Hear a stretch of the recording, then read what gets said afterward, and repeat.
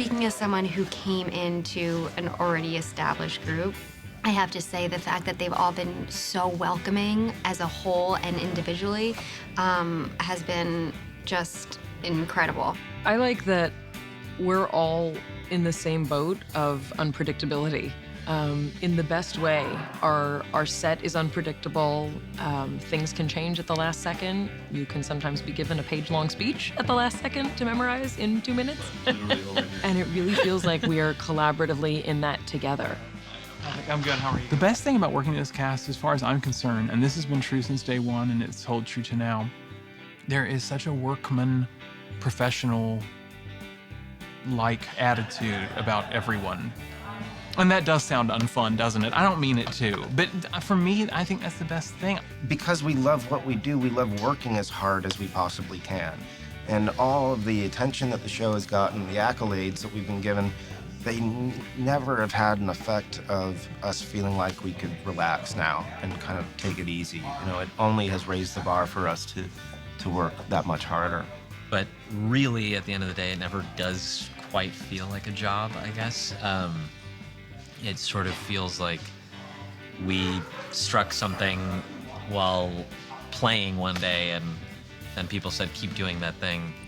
And we also like watching it, so just if you can keep on doing that, that'd be great. As an actor or as an artist, when you are on stage or you're painting or you're singing or whatever it is, you always want to be doing it in a safe environment. And I think because our chemistry is so good, because we feel so safe with each other, it allows us to really push our boundaries without worrying about failing. People that are on series, you're with these people more than you're with your own family, and it's become my family. Season 1 does not happen. It happened season 5, hit us hard. Yeah.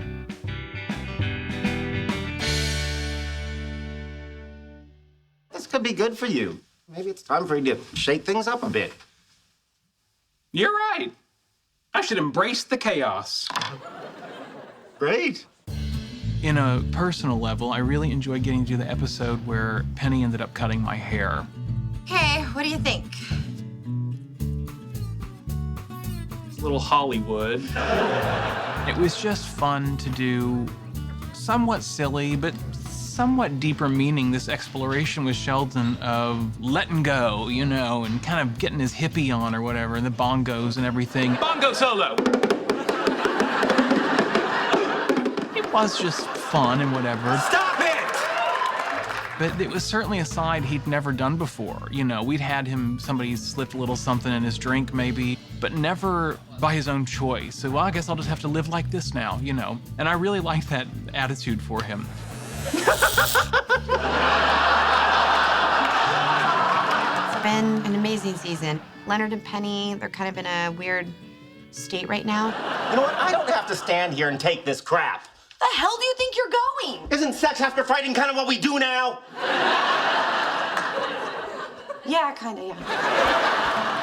Yeah, I was really surprised to read that the writers were getting Leonard and Penny back together so soon. It really has been week to week. We don't know what's going on with them. Like 1 week they're together and then they're kind of taking a break. Sometimes it's nice not knowing what's coming. I mean, look at me and Leonard. We went out, we broke up, now we're trying again. We don't know what's gonna happen. Oh, please, everyone knows what's going to happen. I think this is actually more realistic because I've never had a relationship like that, ever. I've not been able to compare this to other people I've been with, back and forth, back and forth. I have. Anyway, you wanna make out? I thought because our relationship's in a beta test, you wanted to take things slow. Okay. Do you want to make out slow? I think that's my ultimate TV fantasy. I want them to end up together. He proposes. That was shocking to see. People say weird things during sex all the time. Not will you marry me? Yeah, it doesn't go well. It wouldn't be very funny if it did. Everything went smoothly. There's no comedy there.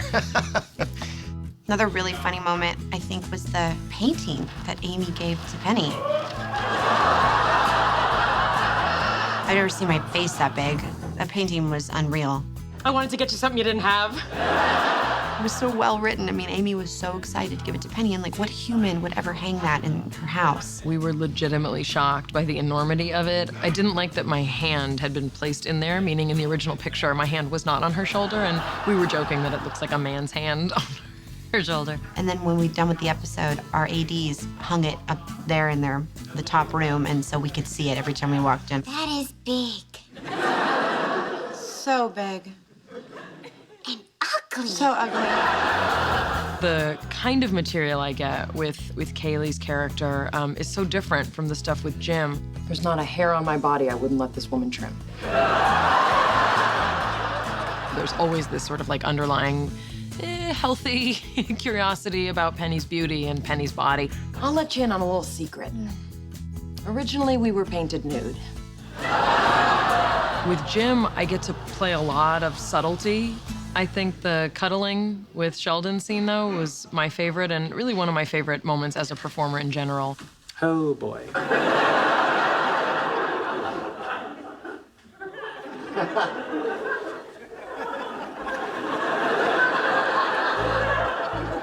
The other thing that sticks out to me is the chance to work with Stephen Hawking. It's an honor and a privilege to meet you, sir. I know. They actually taped his scene on location, but then he came to watch a run-through. He wanted to come by and watch a run-through. It's hard to put it into words because it all seems so cinematic at the moment. I mean, literally, the giant 40-foot doors opened, and the sunlight glared in, and there is the silhouette of Stephen Hawking. You know, when you're in the midst of greatness, you have a very visceral reaction to it. My heart was just... Oh, gosh golly, I made a boo-boo. And I gave it to Stephen Hawking. Wait, another fainter. After all of that divine-like quality, I then had to do an impression of him where I kind of make fun of him in front of him. A word of caution, I would not do your Stephen Hawking impression in front of him. Stephen Hawking was sitting there, and Simon Helberg had to do his Stephen Hawking impression. You're right. And he did a Stephen Hawking impression, and Stephen Hawking is sitting right there. And I was terrified, probably the most I've ever been. I suppose that could be considered offensive. I did it and sort of stood up and saluted him after. He went like... And he smiled, and it was a pretty incredible feeling. It was really very thrilling that he has any interest in what we do here. You know, I'm sure his time is more valuable somewhere else. With all due respect to every other actor I've ever worked with, I've never worked with anyone as smart as Stephen Hawking.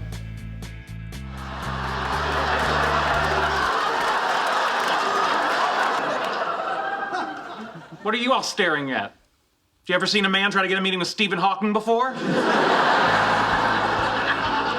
We're 5 seasons in, and from, Howard in his life, it would be the biggest year, I think, that he's had. I'd like to propose a toast. The dream to go up into space is one we all share, and Howard's making that a reality. We're all very proud of you. Cheers. Cheers. Howard gets an opportunity to go into space, technically to become an astronaut. There's lots of fights with Bernadette. There's astronaut training.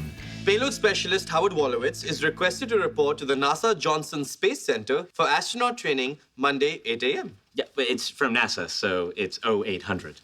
But it says 8 a.m. You read it as 0800. Doesn't have an O in front of it.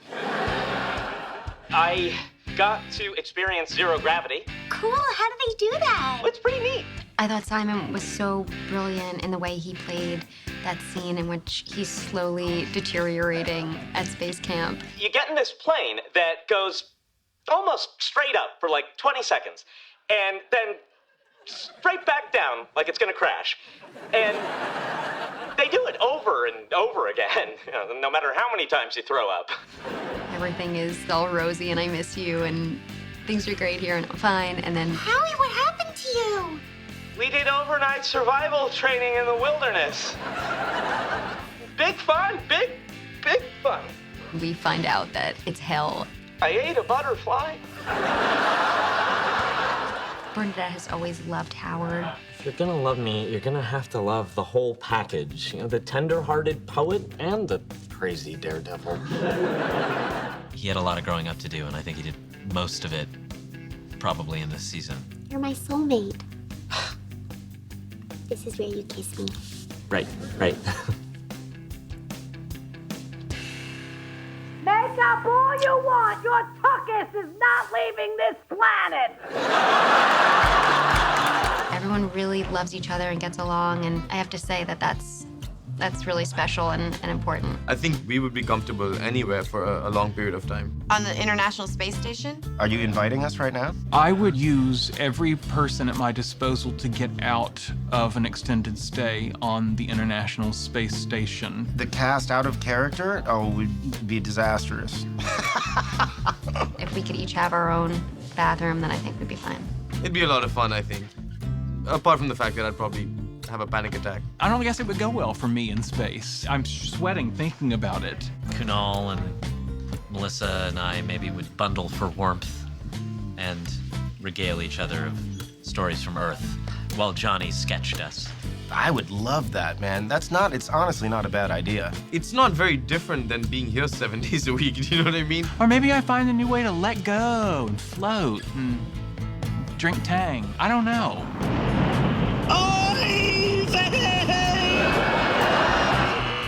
Thank you. Thanks, guys. Pleasure.